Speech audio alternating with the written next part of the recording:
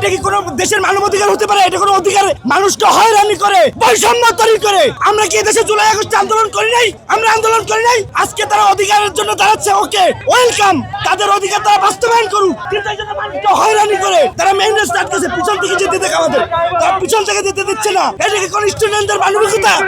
Student কারা হবে যাদের মানবিকতা থাকবে, যারা মানুষের অধিকার নিয়ে কাজ করবে, ওদের অধিকার বাস্তবায়ন হোক। আমরাও চাই আমাদের ভাই, আমাদের বোন, আমাদের তো সবাই আত্মীয় স্বজন নাকি, কারো বোন, কারো মেয়ে, কারো ভাই নাকি, তো আমাদের পিছন থেকে যেতে দিক। ওরা সামনের রাস্তাটা আটকেছে, ওকে তোমরা জানাও তোমাদের অধিকার, তোমরা চাও, সমস্যা নাই। তোমরা তো পিছনের রাস্তা আটকাও না, তোমরা সামনে দাঁড়াইছো, আমাদের পিছন থেকে যেতে দাও। কতগুলো মানুষ আছে, আমরা কিভাবে এই জায়গাটা ছেড়ে যাবো? কারো তো অফিস আছে ভাই, কেউ হসপিটালে যাবে, কেউ রুগী আছে ভাই। এটা কি কোনো মানবিকতা? এটা কি শিক্ষার মূল্য ভাই? এটা কখনো শিক্ষার মূল্য হতে পারে না। কারণ আপনি যদি আমাকে রেসপেক্ট না করেন, আপনি কিভাবে রেসপেক্ট করবে?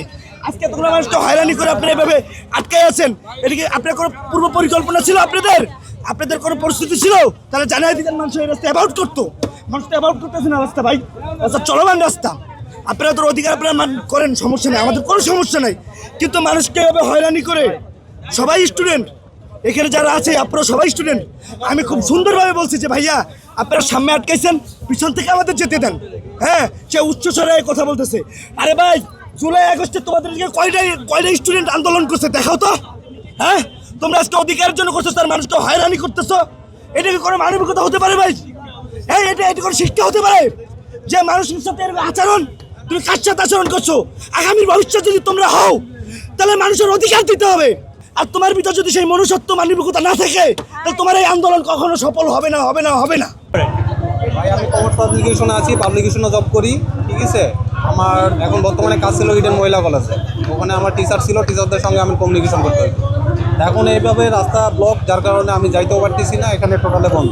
পিছনে যে ব্যাগ যাবো, পিছন দিয়ে ঘুরে যাওয়ার কোনো অপশন নাই। এখন টোটালে আমার তো পাবলিকেশন, আমার মেন বুক সেক্টরটাই হচ্ছে নীলক্ষেতে। এখন নীলক্ষেতে যাওয়ার মতো কোনো রাস্তা আছে নাই কিন্তু। তাহলে এখন ভাই আমি কোম্পানি থেকেও যদি বলি যে কাজ হচ্ছে না, এটা বোঝার মতো কিছু নাই। এখানে টোটালে গতকালকে থেকেও এই রাস্তায় বন্ধ, গতকালকেও বন্ধ ছিল, আজকেও বন্ধ, আজকেও কাজ হচ্ছে না। তাহলে এখানে জনসাধারণের দুর্ভোগ ছাড়া কিছু না। প্রবলেম হইলে প্রবলেমের সমাধানের জায়গা আছে, রাস্তায় তো সমাধানের জায়গা না ভাই। এখন আমার যদি যে কোনো একটা প্রবলেম হয়, আমি কি এখন রাস্তায় এসে বসবো? আপনি বলেন, রাস্তায় দাঁড়ালে সব সমস্যার সমাধান হয়? এর আগে তো রাস্তায় দাঁড়াতে হয় না, সব সমস্যার সমাধান তো হয়ে গেছে। এখন কিছু হলেই সবাই রাস্তায় দাঁড়ায়, এটা কোনো সমাধান না ভাই। এটা স্বাধীন দেশে এরকমভাবে কোনো কিছু চলে না। আপনার এখন কিছু হইলেই সবাই রাস্তায় এসে দাঁড়ায়, রাস্তায় ছাড়া আর কোনো কিছু নেই। এখন অন্য কারো মানে সুবিধা থাক না থাক, ঠিক আছে, কারো কোনো কিছু দেখার সময় নেই এখন ভাই। আমি তাদের আন্দোলন কি, আমি এটাই জানি না। প্রত্যেক দিন এত আন্দোলন, কয়টা আন্দোলন মনে রাখবো আমি? গতকালকে আন্দোলন, আজকে আন্দোলন, শাহবাগে গেলেই আন্দোলন, ঠিক আছে। প্রত্যেক দিন একটা না একটা আন্দোলন। এখন এত আন্দোলন হইলে এমন হয়ে গেছে, এখন আন্দোলনের বাংলা। ব্যবসায়িক প্রয়োজনে একটু লালবাগে যেতে চাচ্ছিলাম, ওখানে একটু কাজ শেষ করে নারায়ণগঞ্জে যেতে চাচ্ছিলাম, কিন্তু আমার তো দিন আজকে শেষ। তাহলে এরকম যদি হয় বলেন, তাহলে আমরা কি করব? কিভাবে আমরা চলবো? আমরা কিভাবে বাঁচবো? সরকার কেন মেনে নিচ্ছে না আন্দোলনকারীদের কি দাবি, সেটাও আমরা জানি না। আর সরকার কেন এটা দাবি মানতেছে না, সেটাও আমরা জানি না। আমরা এখন খেটে খাওয়া দিন মজুরের মতো। এদেশে কে কি করতেছে, কে কি করতেছে না, সেটা আমরা আর কিভাবে খোঁজখবর রাখবো বলেন?